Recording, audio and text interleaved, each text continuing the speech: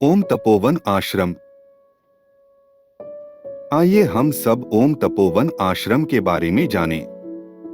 परम पूज्य गुरुदेव को 2006 में परमात्मा की अनुभूति होने के बाद गुरुदेव को विचार आया कि लोक कल्याण के लिए परमात्मा की ओर से जो कुछ मिला है वह लोगों तक पहुंचाना होगा। जिस भी व्यक्ति को परमात्मा की प्राप्ति करने की तड़प है, उस तड़प को वास्तविक जीवन में परिवर्तित करने के लिए एक ऐसी आध्यात्मिक जगह होनी चाहिए जहां आश्रम की स्थापना हो पाए। गुरुदेव की इच्छा आश्रम साबरमती नदी के तट पर बनाने की थी, किंतु किसी कारणवश वहां आश्रम लायक कोई जगह नहीं मिली। समय के चलते एक बार गुरुदेव के संबंधी श्री गोविंद भाई से मिली जानकारी के अंतर्गत गुरुदेव गुजरात के भरूच में नर्मदा नदी के निकट एक आश्रम देखने गए। आध्यात्मिक दृष्टि से वह जगह बहुत ही अच्छी थी। आश्रम के सानुकूल वातावरण की वजह से गुरुदेव ने वहां एक शिविर का आयोजन करने का सोचा और गुरुदेव ने पहली बार मौन शिविर का आयोजन किया। लेकिन शिविर के दौरान वहां कई सारी कठिनाइयां आई। यह देखकर गुरुदेव ने आश्रम के लिए दूसरी जगह तलाशना शुरू किया। तब जाके नर्मदा नदी के किनारे स्थित जूना बोरभाठा बेट में आश्रम के लिए एक जगह पसंद आई। तब गुरुदेव ने अपनी पूंजी से यह जगह खरीद ली। उसी जगह पर आश्रम बनाया गया, जिसे हम आज ओम तपोवन आश्रम के नाम से जानते हैं। ओम तपोवन आश्रम की स्थापना 14 अप्रैल 2008 में पूज्य गुरुदेव एवं वंदनीय गुरुमा के हाथों से हुई। गुरुदेव ने ओम तपोवन नाम ही क्यों पसंद किया? ओम तपोवन यह नाम 3 शब्द को मिलकर बना है। ओम यानी कि जिसमें पूरा ब्रह्मांड समाहित है। तपो यानी कि जहां पर ध्यान साधना जैसी तपस्या की जाती है। वन यानी कि भूमि का एक बड़ा क्षेत्र जो पेड़ों से बना हुआ है। ओम तपोवन एक ऐसी जगह है जहां पर सहज और सही तरीके से ध्यान करना सिखाया जाता है और व्यक्ति का आध्यात्मिक विकास होता है।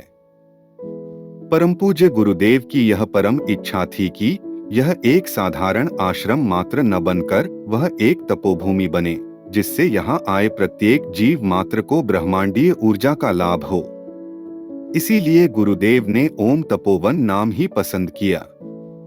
ओम तपोवन आश्रम का निर्माण कार्य कैसे हुआ? जब ओम तपोवन आश्रम के लिए यह जमीन पसंद की गई, तब यहाँ बहुत ही मुश्किलों का सामना करना पड़ा। सिर्फ पैदल ही जा सके इतना मार्ग था, बिजली का भी अभाव था और साधनों को लेके आने में भी दिक्कत आती थी। पूज्य गुरुदेव एवं वंदनीय गुरुमाता के साथ और कई सारे साधक गणों के अथाह प्रयत्नों से इस आश्रम में आवास लायक बांस की कुटीर, रसोई हेतु कमरा, ध्यान कक्ष, यज्ञशाला जैसी प्राथमिक सुविधाएं उपलब्ध हुई।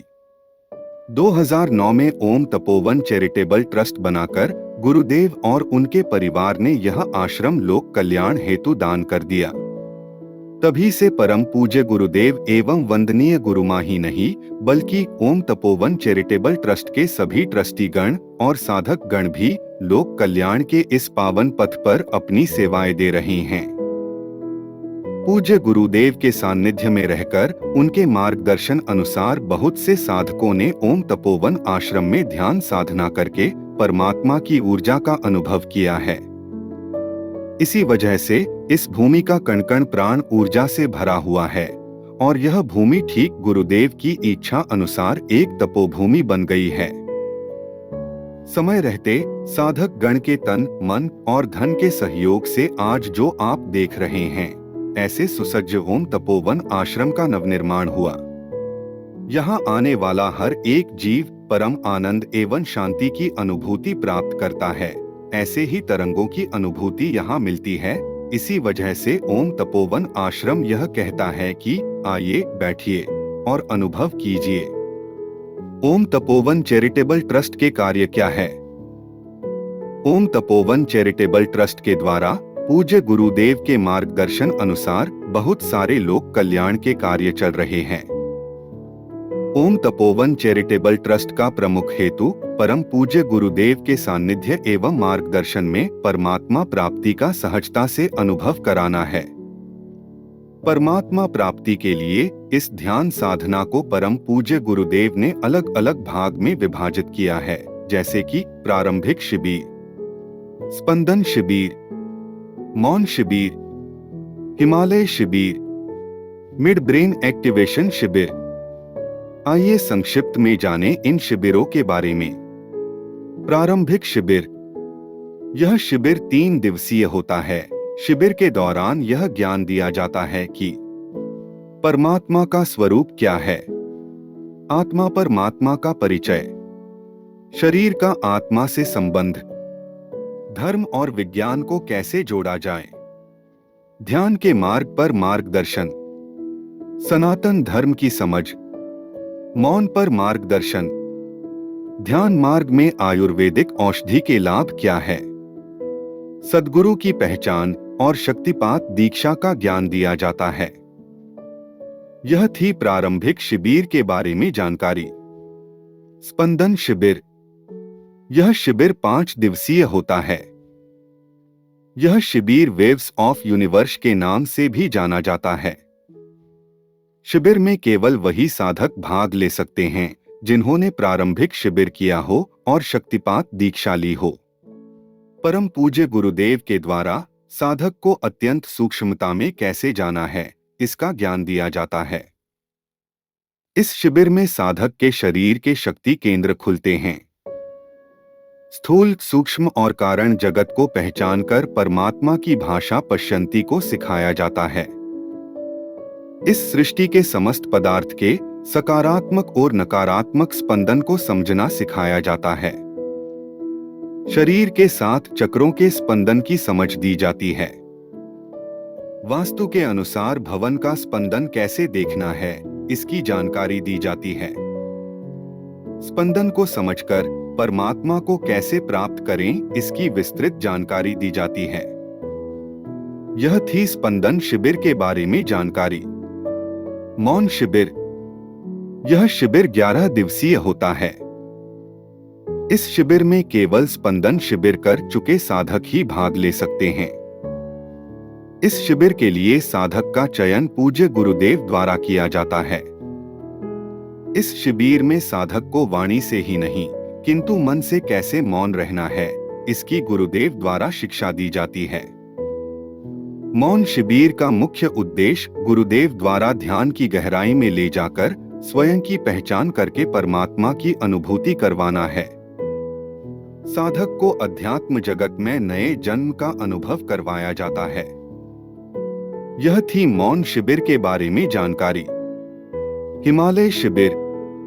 यह शिविर गुरुदेव द्वारा हिमालय में किया जाता है।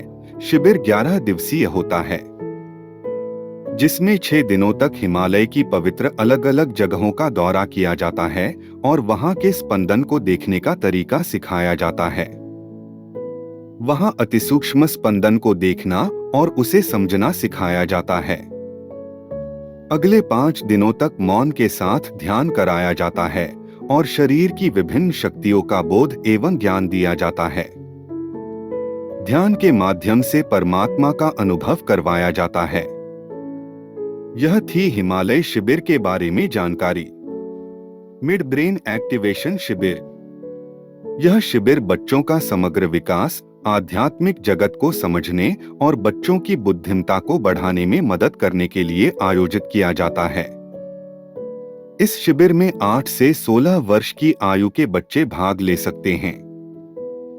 इस शिविर में गुरुदेव के द्वारा बच्चों को शक्तिपात किया जाता है और बच्चों के आज्ञाचक्र में प्राण के माध्यम से पिनियल ग्रंथि को सक्रिय किया जाता है। पिनियल ग्रंथि सक्रिय होने से बुद्धि, शैक्षणिक विकास, स्मृति, रचनात्मकता, आत्मविश्वास, अंतर्ज्ञान और एकाग्रता में सुधार होता है। गुरुदेव द्वारा ध्यान और त्राटक के माध्यम से बच्चों के अंदर आध्यात्मिक बीज बोया जाता है। बच्चे आंखों पर पट्टी बांधकर रंग पहचान कर सकते हैं, किताब पढ़ सकते हैं, साइकिल चला सकते हैं, वीडियो फिल्म देख सकते हैं। ऐसी कई सारी प्रवृत्ति बंद आंखों से कर सकते हैं। बच्चों का अवचेतन मन बहुत विकसित होता है। यह थी मिड ब्रेन एक्टिवेशन शिविर के बारे में जानकारी। ओम तपोवन चैरिटेबल ट्रस्ट के द्वारा शिविर के अलावा अन्य कार्य भी होते हैं, जैसे यज्ञ व्यवस्था, जिसके अंतर्गत किसी भी व्यक्ति को ओम तपोवन आश्रम में यज्ञ, पूजा, हवन, कथा जैसी धार्मिक प्रवृत्ति का कार्य हो तो उन्हें ट्रस्ट के नियम अनुसार इन कार्य के लिए व्यवस्था करवाई जाती है, जैसे नेत्रयज्ञ कैंप, रक्तदान कैंप, वृक्ष वितरण कार्यक्रम, जरूरतमंद विद्यार्थियों को विद्या सहायता। अन्य कार्य में ऑनलाइन मेडिटेशन कार्यक्रम भी होता है, जिससे दूर रहें लोगों को भी गुरुदेव के मार्गदर्शित ध्यान का लाभ मिल सके, और गर्भ संस्कार, वैदिक गणित जैसी अन्य गतिविधियां भी होती है। यदि आप ओम तपोवन आश्रम के बारे में और विस्तृत से जानना चाहते हैं तो आप www.omtapovan.org के माध्यम से जान सकते हैं, और सोशल मीडिया जैसे कि यूट्यूब, फेसबुक और इंस्टाग्राम प्लेटफॉर्म पर भी ओम तपोवन आश्रम की माहिती प्राप्त कर सकते हैं। हरि ओम। जय सच्चिदानंद।